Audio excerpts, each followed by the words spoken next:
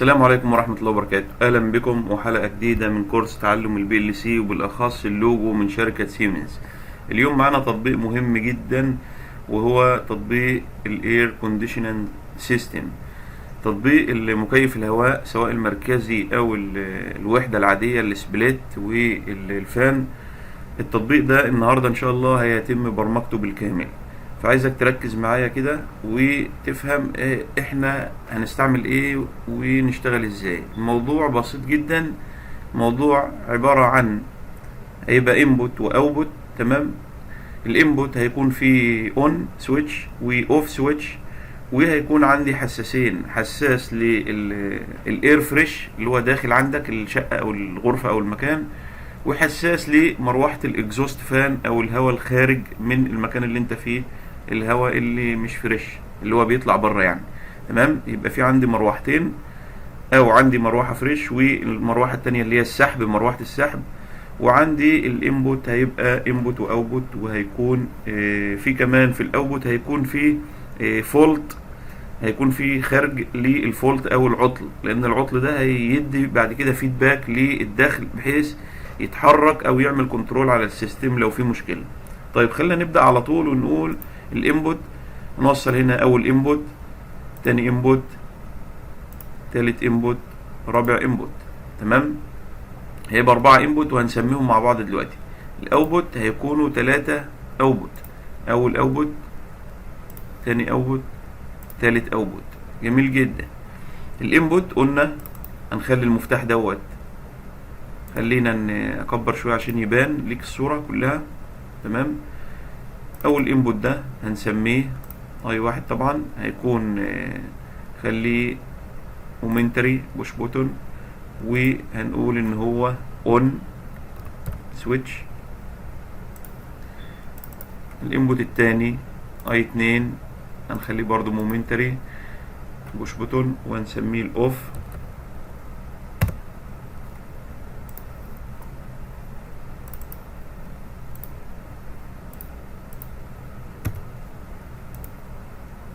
تمام، التالت هيكون حساس، خليه سويتش، هيكون الاكزوست.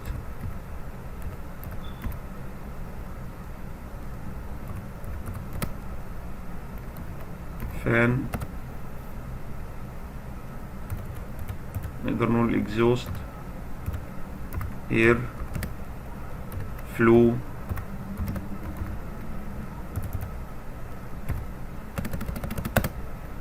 سنسور. تمام، والرابع هيكون نخليه سويتش برضو، الفريش اير فلو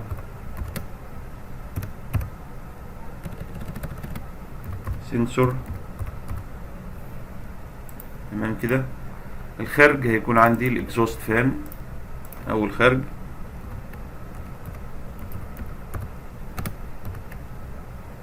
الاكزوست فان.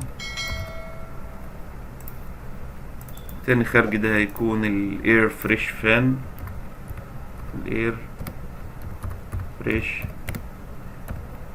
فان. تمام، او السبليت يعني. تالت خارج ده هيكون عندنا بيعبر عن الفولت، او لو حصل في فولت او مشكلة في احد الحساسات او مراوح التبريد والسحب، فده هيكون فولت. تمام اوي، اعتقد كده الموضوع واضح.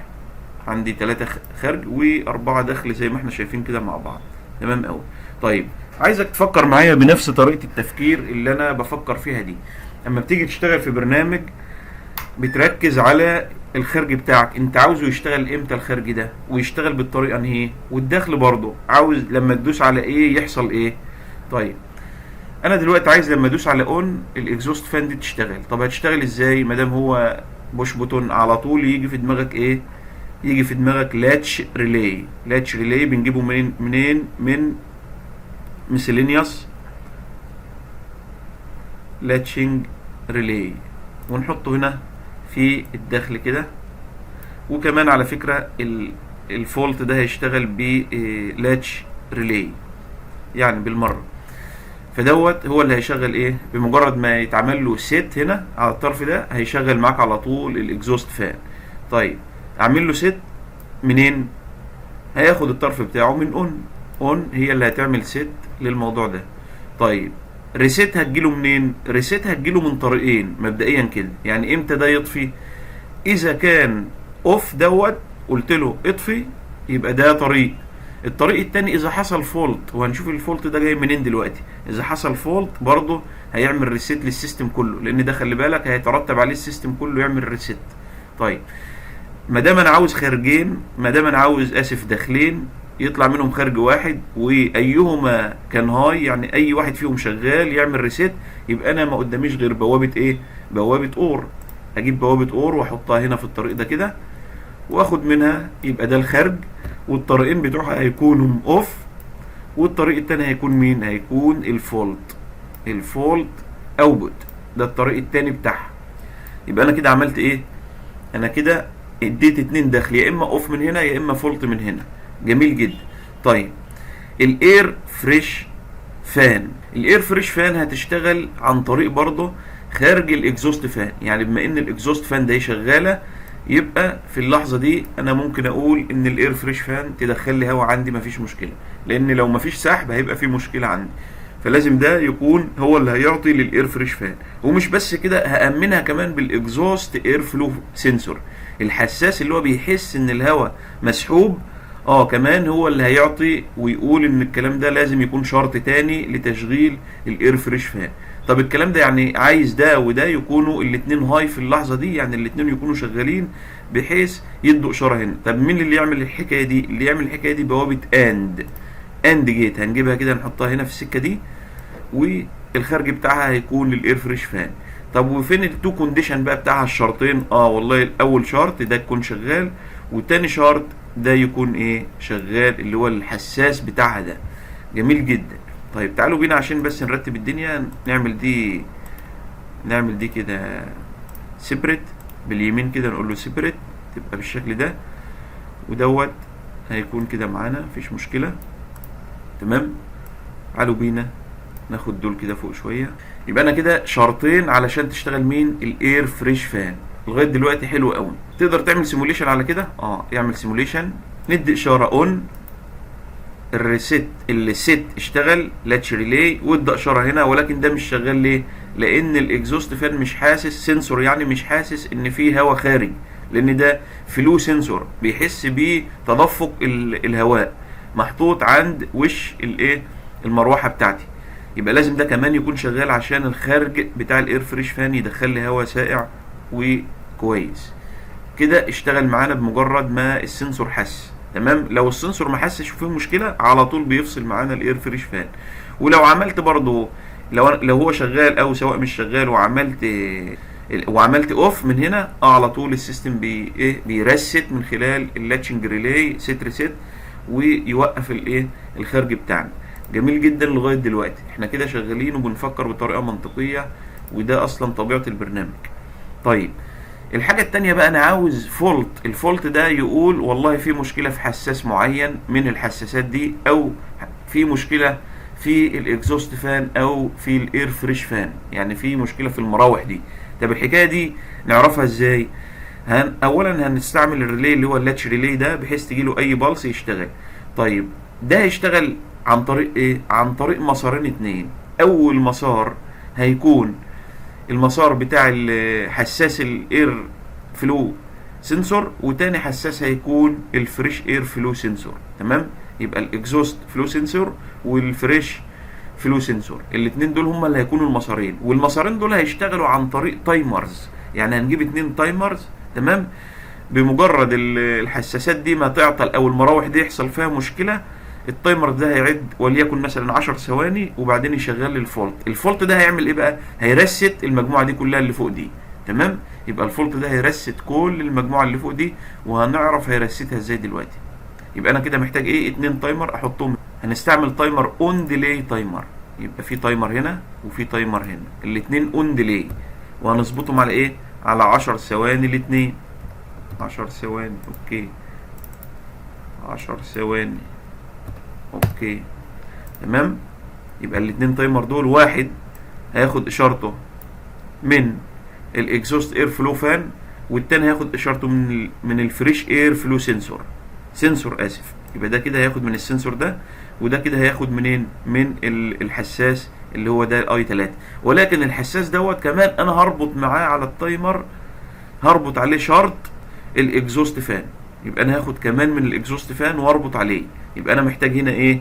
يبقى لازم يكون يجي له اشاره من هنا او من هنا. يبقى انا محتاج بوابه ايه؟ بوابه اور جيت، احطها هنا كده في السكه دي. بوابه اور هي اللي هتدي للتايمر، وفي نفس الوقت هاخد انا من الحساس دوت اشاره، تمام، وهاخد من الكيو واحد دي اشاره. خلينا نعمل دي سيبريت، تمام، او نقصها بالمقص زي ما اتعلمنا مع بعض اللي فوق ده، ويبقى كده دي خدت من كيو واحد. ولكن انا هحتاج هنا بما انها اور جيت والحساس ده المفروض انه شغال، فهحتاج انفي الدخل ده.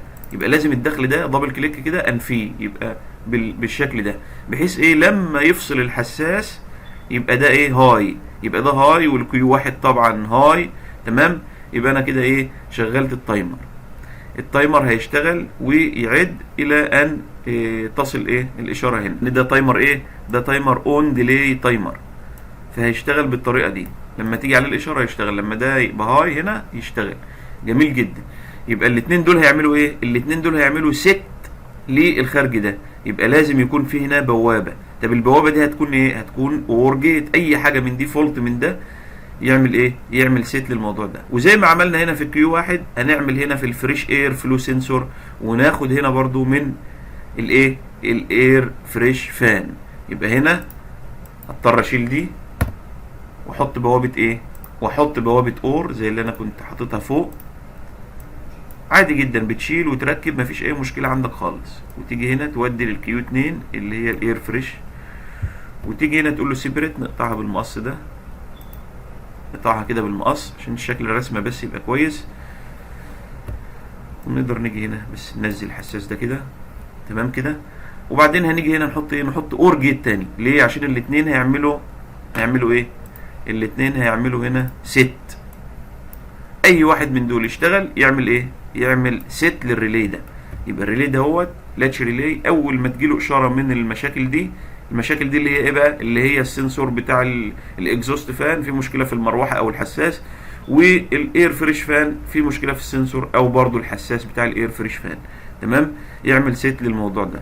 جميل جدا. وطبعا ده لو اشتغل الفولت ده هيودي فين؟ على بي 3 4 دي. بي 3 4 فين؟ بي 3 والطرف رقم 4 اللي هي كيو، اللي جايه منين؟ من كيو 3. الطرف ده جاي من كيو 3، تمام. يبقى كده هيعمل ايه بقى؟ هيعدي هنا اشاره لان دي بوابه اور. هيروح فين؟ هيروح للريسيت ويعمل ريسيت للموضوع ده كله. طيب دلوقتي الفولت ده انا عايز ارست الامور دي، لان لو اشتغلت ممكن يشتغل معايا. هرسته منين؟ هرسته من الاوف. يبقى انا هاجي هنا كده واوصل على الاوف ريسيت. يعمل ايه؟ يعمل ريسيت برضو للفولت دوت. اعمل له سيبريت كده بحيث ايه؟ يقدر يعمل لي ريسيت للموضوع ده برضو. لغايه دلوقتي جميل جدا. تعالوا بينا نجرب بقى ونعمل سيموليشن. التطبيق بتاعنا اتنقل. هنيجي هنا ندي اون، ونيجي هنا الحساس شغال، وهنا الحساس التاني. طبعا هنا برضو نسينا ننفي الدخل بتاع مين؟ بتاع الحساس ده. لازم ننفي الدخل بتاع الحساس ده معانا. في مشكله هنا نسينا نعملها او عملناها بالخطا. عملنا هنا بوابه اور، وهي اصلا المفروض تبقى تو كونديشن، لازم يتحققوا الاثنين كونديشن. يعني لازم يكون ده شغال ولازم يكون كيو واحد شغال عشان يعملوا ايه؟ عشان يشغلوا التايمر. طبعا ده شغال، لما يفصل هيعمل هنا هاي، وده برضو هتكون ايه؟ هتكون شغاله في الوقت ده. فلازم دي تكون بوابه ايه؟ تكون بوابه اند مش بوابه اور. نفس الكلام هنعمله هنا. يبقى احنا لازم نحط هنا بوابه ايه؟ بوابه اند جيت. نجيب اند ونحطها هنا. ده موضوع مهم جدا، ومفيش مشكله خالص ان انت تخطأ وتتعلم الخطأ لما تيجي حتى تعمل سيموليشن، ودي فايده السيموليشن، تمام. يبقى احنا هنا هناخد من الدخل دوت وهننفيه عشان لو فصل السنسور يبقى هاي، وهناخد من كيو واحد هنا عشان لو كيو واحد برضو اشتغل معانا يكون شغال في الوقت ده والحساس فيه مشكلة، يبقى برضو ايه؟ يبقى برضو هاي ويشغل البوابة دي. نفس الكلام هنا، وهننفي الدخل. تمام. وهناخد برضو من كيو 2 اللي هي الاير فريش فان، ونعمل لها سيبريت كده عشان بس ننظم شكل الرسمه. نقفل البارامتر ده، وتعالوا بينا كده نجرب. وكمان انا عملت دول سويتشات بدل ما هما بوش بوتون، علشان برضو نعرف نعمل سيموليشن مع بعض كويس وما يغلبوناش يعني.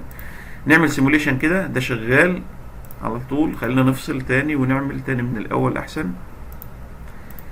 دلوقتي ده الشغل من البدايه خالص. المفروض ان انا هقول اون. اول ما يشتغل الاكزوست فان ده السنسور بتاعه يحس بيه هيبقى اون هو كمان، يبقى الحساس شغال والسنسور شغال، مفيش اي مشكله خالص. تمام. والتايمر اللي تحت ده هيعد لغايه 10، هيشغل الفولت مادام انا السنسور بتاعه ما حسش بحاجه. الفولت لما اشتغل عمل ايه؟ رست مين؟ المجموعه اللي فوق دي، وبالتالي المجموعه اللي فوق دي مغذيه اللي تحت، فالمروحه الداخليه والخارجيه برضو فصلوا. تمام. يبقى لازم الحساس بتاع الاير فريش ده يحس ان فيه هواء نظيف داخل جوه. تمام. يبقى لازم ده يكون شغال هو كمان. طيب يبقى نعمل من الاول خالص، نقول كده اوف. ماشي. نقول له سيموليشن، خلي ده كده من الاول اون، وده الحساس ده اون. وفي نفس الوقت الاير فريش لما يشتغل قبل ال10 ثواني ايه اللي هيحصل؟ الحساس بتاعه هيشتغل، يبقى الدنيا مستقره وكله تمام. والفولت ده عمره ما هيشتغل معانا الفولت بالشكل ده خالص. امتى يشتغل الفولت؟ لما تجيله اشاره اما من الحساس ده يفصل او من الحساس ده يفصل، او كمان لازم يكون برضو الشرط هنا متحقق زي ما قلنا، كيو 1 وكيو 2 تكونوا شغالين زي ما احنا شايفين كده. يبقى انا لو فصلت حساس من دول بدأ يعد التايمر، وهيعمل هنا هيعمل هنا ست، والفولت هيشتغل زي ما هنشوف دلوقتي. او كان هنا برضو نفس الكلام فصلته هيحصل كده. وده بدوره هيرست هيرست فوق هنا زي ما احنا شفنا حاليا اهو، تشتغل ورست وفصل المروحتين الداخليه والخارجيه. تمام. يبقى ده لو شغال تمام مش هيعمل الكلام ده. تعمل سيموليشن من الاول بما ان الفولت اشتغل معانا. تمام. والاتنين سنسور شغالين والمروحتين شغالين وكل حاجه. لو جاله برضو اشاره من هنا من الداخل كده يعني ده فصل، هيبدا التايمر الاخر يعد، وبما ان دي بوابه اور هيبدا يعمل هيبدا يعمل ست لللاتش ريلي ويشغل الخارج اللي بدوره برضو هيفصل المروحتين زي ما احنا شايفين كده دلوقتي معانا. تمام قوي. طيب يبقى دلوقتي لازم الحساس ده يكون شغال وده يكون شغال، الامور مستقره. او ان انا اجي من هنا كده من اوف واعمل اوف بضغط الكليك، يعمل اوف لكل السيستم بتاعي. يبقى كده التطبيق واضح جدا. وعلى فكره احنا ممكن نطبقه على البي ال سي عملي، لو حابين يا ريت تقولوا لي في التعليقات. وان شاء الله اتمنى التوفيق للجميع، والسلام عليكم ورحمه الله وبركاته.